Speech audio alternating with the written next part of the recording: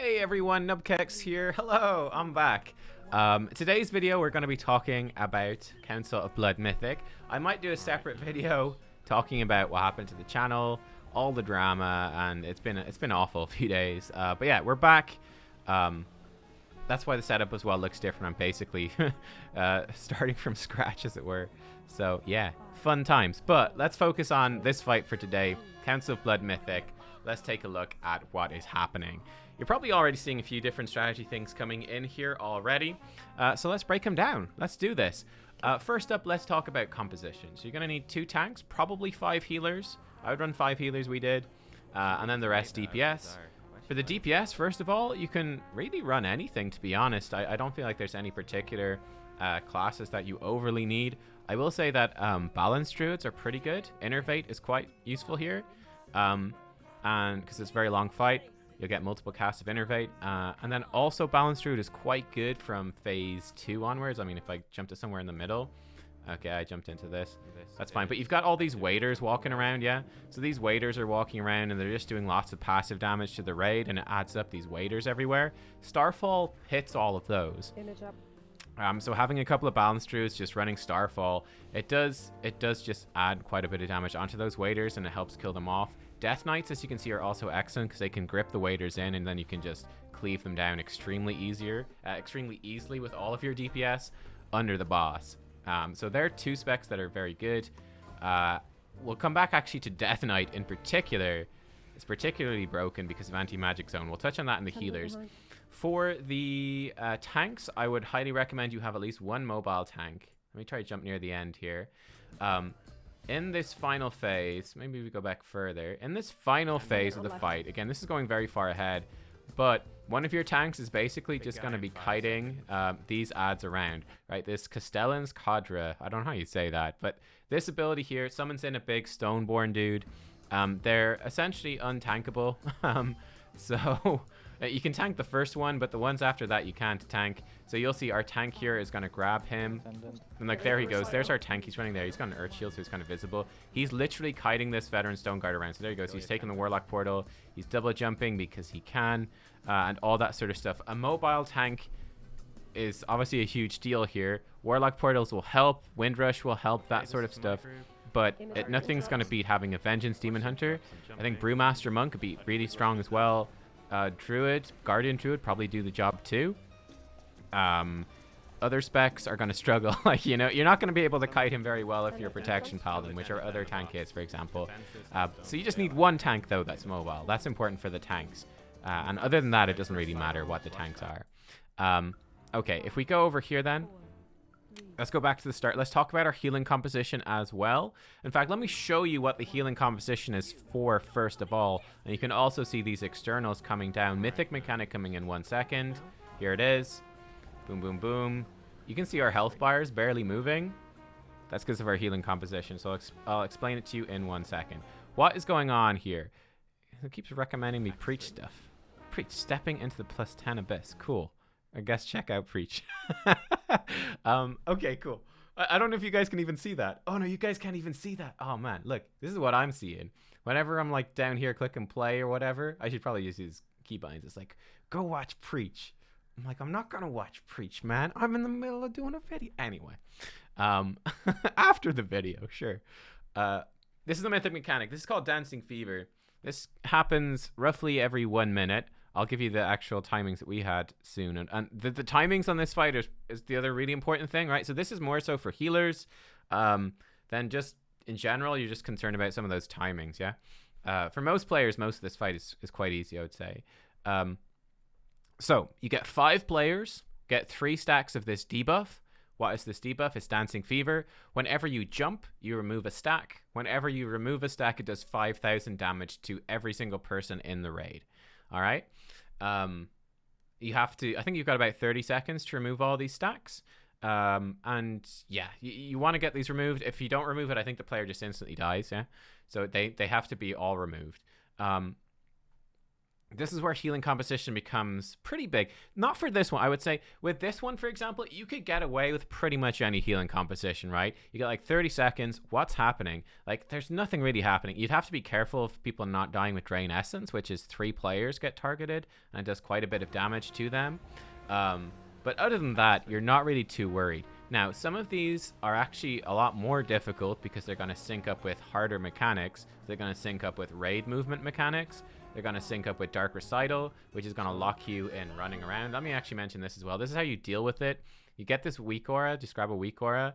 The limit weak aura for Dark Recital. It's going to, you all stack up, yeah? And you need to be warned to stack up. Be stacked up. Then it's going to tell you whether to go right or left. You go left if you don't have the debuff. So you just step to the left. You're good. Once the pools disappear, you go back to your previous position. If you do get the debuff, you guys just stack up and run as a group around the boss in like a little loop. So you'll see that here. Again, that's how you should be practicing in Heroic as well. So there they go, running around, having a great time, having a party. Super chill. That's how you deal with Dark Recital, yeah? So it's very easy. Here comes the Drain Essence. Let's just see that as well. There we go. This is the disc. So yeah, as a Disc Priest, there we go. We got our heals on them anyway. They're the glowing raid frames. They just take a chunk of damage. That's only in phase 1 because you kill Frida first. Frida, then Stavros, then Niklaus. But yeah, this first thing. All right. How do you deal with this mechanic? It actually doesn't look too bad, right? If you look at our health bars, it doesn't look too bad. It looks grand. It's fine.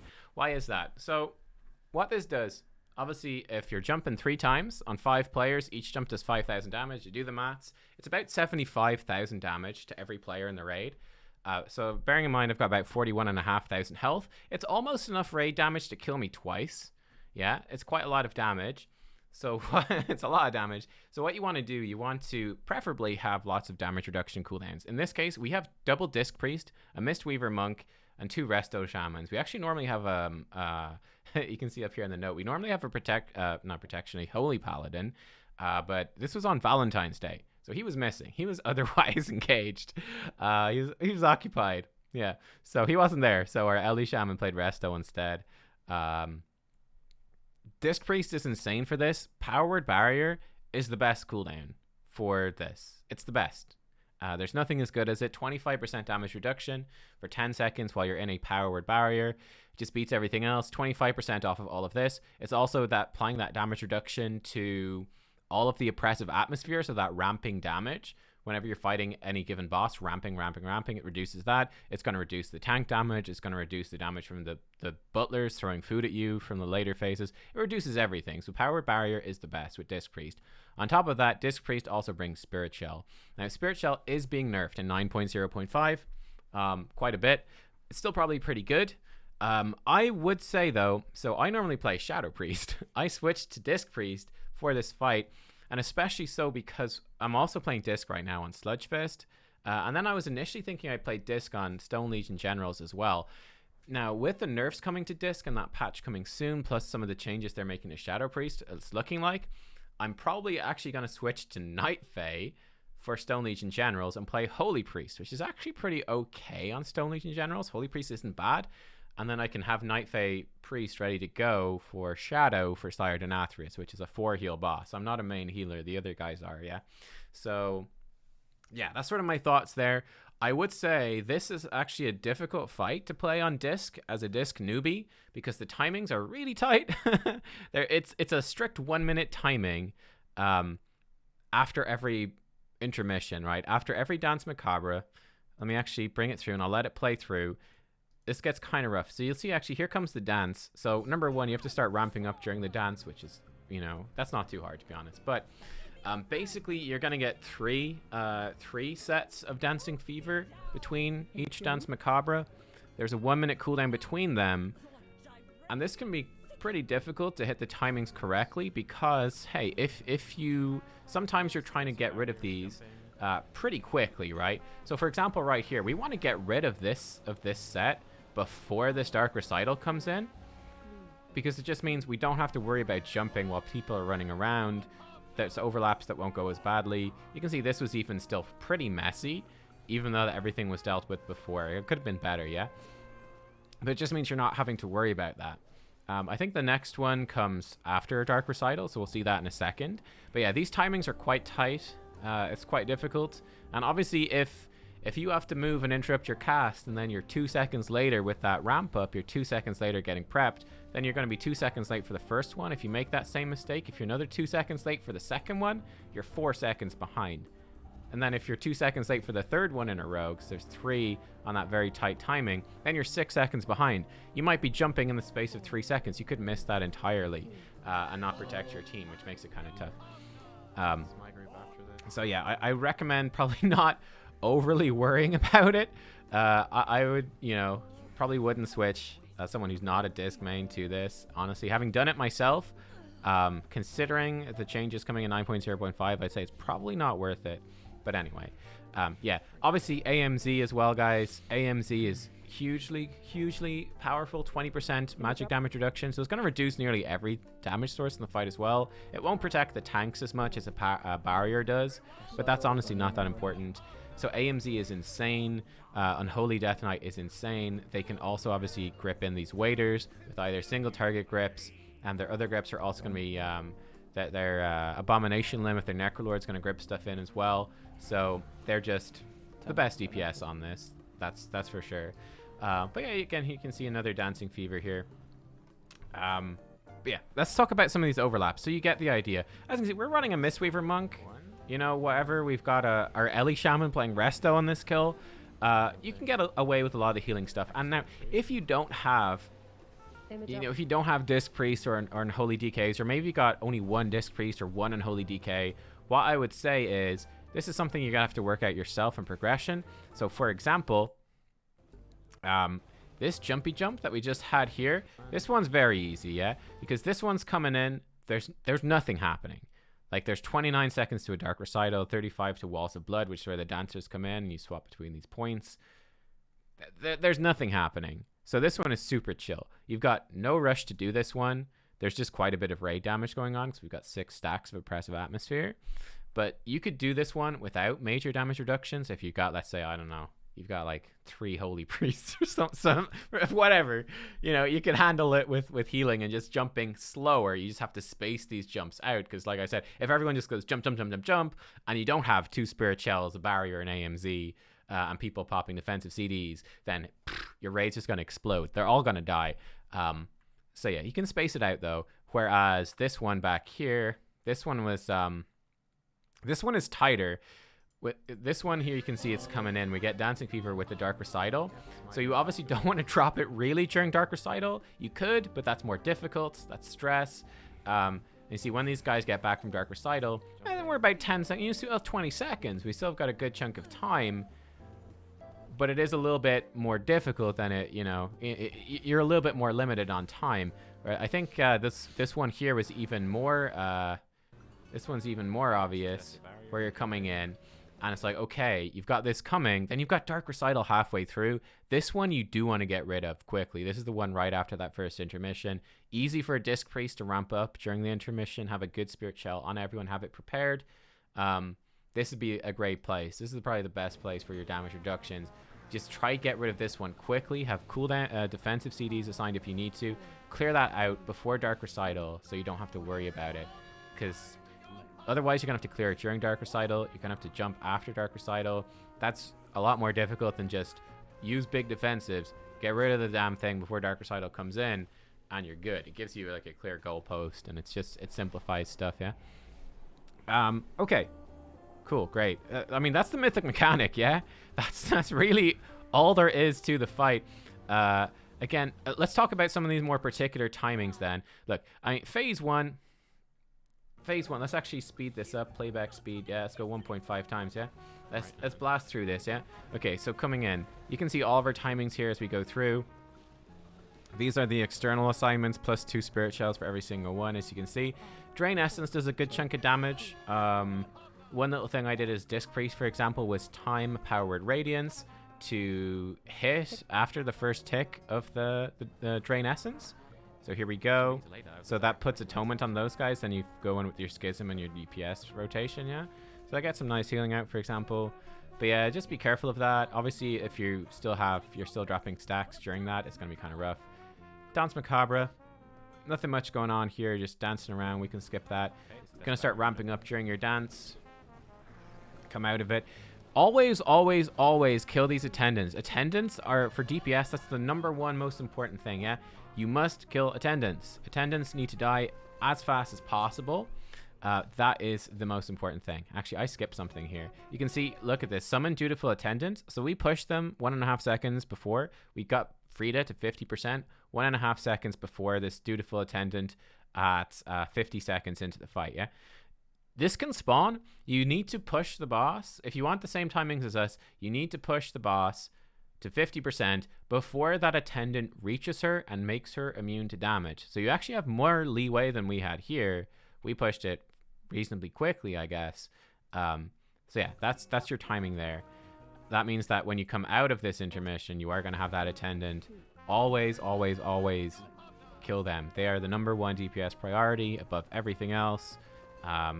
In particular, you can see that one there. I actually lost some spirit shell value there because that one was channeling on the boss, which meant that the damage that I'm doing to the boss looks like I've got like Schism on the boss. That's lost because it doesn't actually translate into Atonement Healing, for example.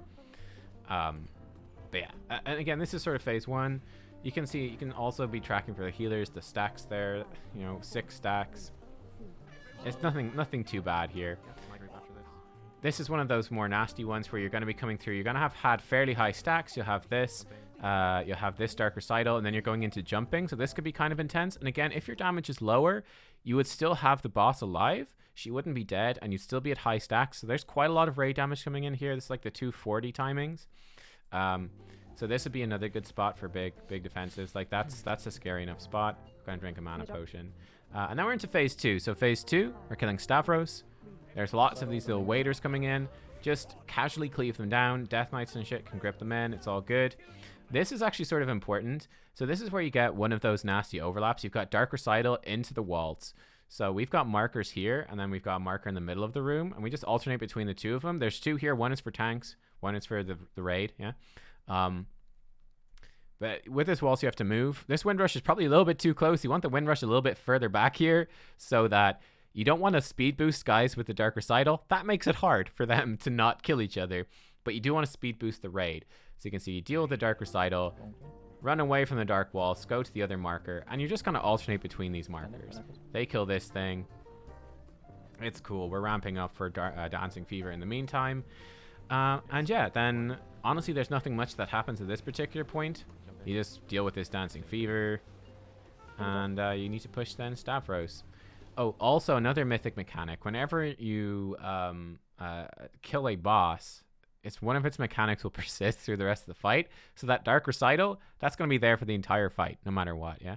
In fact, it's harder when he dies because he doesn't announce it. He doesn't say, "Find your partners, everyone." So without a weak war, you might not notice it's coming. That happened to us a few times.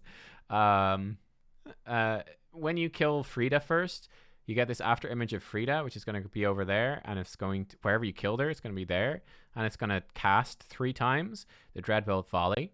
So it's just really important to have interrupts assigned. So we had a hunter and 2 mages. Honestly, probably 3 mages is the best because they can like shimmer over, interrupt it. I literally don't think it's possible to die in a mage ever. Like mages just physically can't die. I've counted, and they have approximately 9 billion defensive cooldowns. So they can easily do it, even if there's a waltz on, and they'll be totally fine, yeah? So probably 3 mages would be the best thing. We had the hunter assigned at the start, and she's good, so we just left her there. Hunter's fine, too, because she probably will still have turtle anyway if something did go wrong. Yeah, and then again, you also want to push. This is the other push timing. You want to push into this Dance Macabre. Somewhere around 4 minutes. Again, you just want to push this one before this Dutiful Attendant starts channeling on the boss. Again, the attendant can spawn. He can start running towards the boss. You can get away with that. In fact, that can be kind of useful because you can let people know, like if the attendant spawn like in this square, you know, whatever, you could put a whirl marker down, or hunters. Our hunters would throw freezing traps to mark it. They don't do anything with freezing traps, but it marks where that attendant is coming from, yeah? And then people know where that attendant is. So straight after out of this intermission, they're going and they're blasting that attendant. Although with this one, you do need to be stacked up for Dark Recital, so you wouldn't run over there. You'd still be stacked for Dark Recital. The range would blast the attendant, though, or they should. But yeah, you want to push into Danse Macabre 2 before this attendant starts channeling on the boss. If that attendant reaches the boss, you're going to get another Dark Recital into a Waltz of Blood. It's just going to be really messy. You won't be able to kill the attendant fast enough, most likely, to make it with good timings. But yeah, with the way we have it set up right now, yeah, you'll see. We'll come out of this waltz. So we come out of this waltz. We actually go into the middle of the room here. And this is actually a pretty nasty overlap, this one. So what you have, again, because the timings on the Dancing Fever are quite wonky as well. You see, we're ramping up a little bit slow on this ramp up, actually. Should have been ramping faster anyway. The timings get a little bit different depending on how you push it. So that's kind of hard too. The timing isn't as consistent. At least it wasn't for us. But here we have this being applied. Actually, I think we're ramping fine. We're going to have this. We're going to have Dark Recital into a Waltz of Blood. So we're going to do Dark Recital, bait Waltz of Blood, then go to the other end of the room. And then again, it's really important that this dutiful attendant gets killed quickly. That can be a huge DPS loss. If this attendant lives for too long, you're going to have a rough time. So actually, melee are going to struggle pretty hard there. But yeah, you need to kill that. So DPS are really focused on killing off that attendant, coming over, and then again, damage reduction, spirit shells, whatever, dropping that mythic mechanic, doing those jumps. So that's actually quite difficult. Again, we can play that one through again, because that's quite hard. So you're coming out of the intermission. It's going to look something like this. Again, we went to the middle of the room. Bait the Dark Recital and Waltz of Blood, and then killing the attendant. Once the Waltz of Blood is baited, rush over to the other side, and then you're jumping when you get there, right? You've got half of the duration left on that debuff, so drop it when you get there. Bearing in mind, you do have lots of haste from doing the Danse Macabre correctly, so that does help clean up all that stuff. But yeah, make sure the attendant dies, otherwise he's going to be really far away and you can't damage the boss and it's a mess, yeah? So that's that one. Cool. Next one then is coming in around here. This is the other big overlap. So you're going to have Dark Recital into a Waltz of Blood, and then you've got obviously the Mythic mechanic as well. So you're ramping up here at this point. Move over for the Waltz of Blood, get to the middle, and then again, damage reductions down and jumping here. That's how we dealt with that one. This is the hardest part by far for Disc Priest, in my opinion, because you have to have your ramp correctly timed around when you're moving. And this is, I think, the biggest thing to focus on for raid leaders is the Waltz of Blood timings. Phase 1 is very easy. Phase 3, this one, is also very, very easy. The hard part is when you're killing Stavros second, because those Walls of Blood requires your entire raid to move, and you're going to have to move while you have the debuff, the jumpy debuff, yeah? So it's just being clear as a raid lead, having that, working out your timings and when to go is super helpful. Like if you can tell people, like if you can call it, you can go, okay guys, like whatever. Okay, we're coming up to kind of nasty overlap here. Focus Attendant. All right, Dancing Fever. Don't jump yet. We're going to do Dark Recital, bait Waltz of Blood, and then jump when we get to the middle of the room. You know, being able to have that be clear to your team helps so much, because then they can focus on what's important, right? They're just handling each mechanic as it comes. Get in the middle of the room, and then it's like, okay, get the CDs down, and then you're going to be jumping. That's what I think is most important. Phase 3, like I said, Phase 3 is really easy. Phase 3 is very easy. You're still going to have these waiters coming in. The thing that's new on this phase, two things. Number one, whenever you kill the waiter, there we go, perfect. You see this effect, yeah? Any of these ads, the waiter, waiters, the stone guard that's going to come in a second with this Castellan's cadre thingy. Whenever they die, they're going to give a double damage buff to all the other enemies near them. So that's pretty bad. So you could actually use knockbacks intelligently here and try not to kill any ads on top of the boss. Right? Try not to kill any ads on top of the boss. Try not to kill them on top of the Stone Guard. It just makes stuff more difficult. That's sort of challenging to do. The Stone Guard comes in, he does knock everyone back, but whatever, you just ignore that, yeah? Now, this first Stone Guard, we have specific goals here for Phase 3. The first Stone Guard, we want to stand on top of the boss and cleave it down. Your tank will have to, I can't remember how many stacks. Your tank can tank a certain amount here. We saved pain suppression, I think, for this particular part of the fight as well. Just rotate some CDs on your tank, keep him alive. The longer your tank can kite this guy on top of the boss, you can see we delayed things like wild spirits for the marksmanship hunters are coming in here. So yeah, this is sort of the timings, yeah? These are the timings you want to consider. In particular, let me actually show you this exactly. Okay, bam, here we go. So we actually hit it at 6:12. These timings are important. So let's say even 6:10. 6 minutes 10 is probably when we hit it. So we killed Stavros at 6 minutes 10. What are the timings from about 6 minutes 10? We bloodlust instantly. Sometimes we get an attendant at this point. Just kill the attendant, then back on the boss, yeah? The important thing to worry about here is you're going to get a Dark Recital 40 seconds after you go into phase 3. Bloodlust, perfect. 40 seconds of Bloodlust. Bloodlust ends as Dark Recital starts. Perfect, okay? Because you don't really want Bloodlust during your Dark Recital. Bunch of your melee are having to run around the boss. They're not going to do a lot of damage when they're running around the boss. Bunch of your damage, yeah? We get the Castellan's Cadre. You can see here about 15 seconds in. So if you have a 20-second CD, like Wild Spirits, you can easily delay that. You can easily delay it, sync it up with this Cadre dude, cleave them down together. The CD, you're going to be finished. It's still going to be within the Bloodlust. You're going to get the full value out of the CD before Dark Recital even comes in. So you can time your DPS CDs around that. It becomes quite important to kill this first guy. It makes it a lot easier. And then you want to push the boss. The timings are push the boss to 50% right after the second Stone Guard spawns in. This makes the fight much easier. Again, these waiters, you can keep cleaving them down, but it's not too important. Again, just try not to kill stuff on top of the boss like just happened right there. I guess the dutiful attendant. Actually, that's one thing that we didn't bother doing. You could move away from the dutiful attendant, like reposition the raid, so that when he dies, he's not going to buff the boss and the big Stone Guard dude. We didn't bother with that. We didn't bother with that. Maybe we should have. But yeah, we didn't bother with it. And again, you want to try clear the jumpy stacks, a good chunk of them before the Dark Recital comes in. So we still have some, but they can just sort of slowly clear them. There's not a huge rush. Just try to get it down. See, our tank is now kiting the dude. These guys are on that. Kick dudes are doing their job. And then just have the ranged passively cleave this guy down. Here we go. That's perfect timings. If you can see that here. Watching the boss's health and the Castellan's Cadre. This is great. This is what you're really aiming for here. Castellan's Cadre comes in. Boom. The boss phases. Because look, the Stone Guards, they just stand there, man. They're just fucking chilling during that Dance Macabre. Everyone's dancing, but not them. They're just standing there. And you can just kill them for free. It's great. So yeah, this basically lets you kill the second Stone Guard for free. He never does anything. And then it buys you a lot of time until the third one comes in. So it makes the rest of that phase super chill. So there you go. He's dead. He's gone. It's pretty nuts. And yeah, we're just back in the middle of the room. You do want to be in the middle of the room for phase 3 so that the tank can kite around. And yeah, dealing with these jumps. This jump is relatively easy. Try to get it done before Dark Recital. Move for the Dark Recital.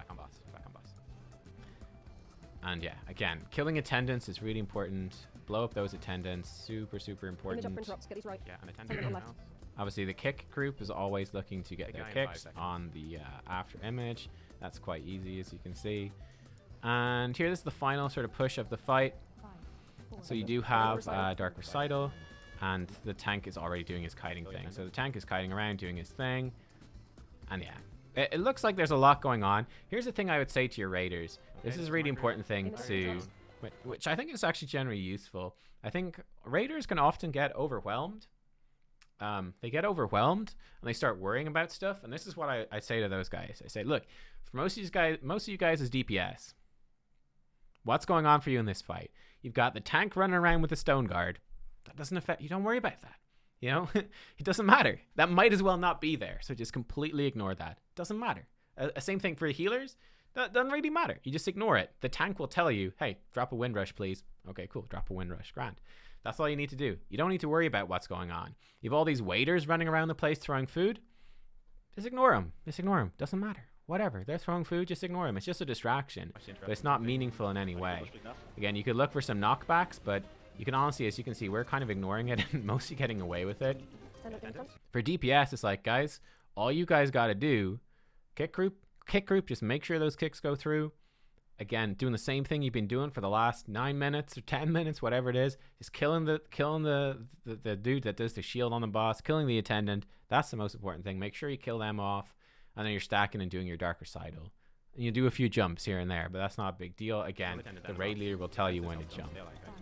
So you're totally chill, yeah? There's actually not that much going on. This one was kind of tricky, though. Okay, that bit's hard. We got knocked back just as Dark Recital started. That's kind of scuffed, but the boss died. So it was fine. But yeah, we probably would have had people die there.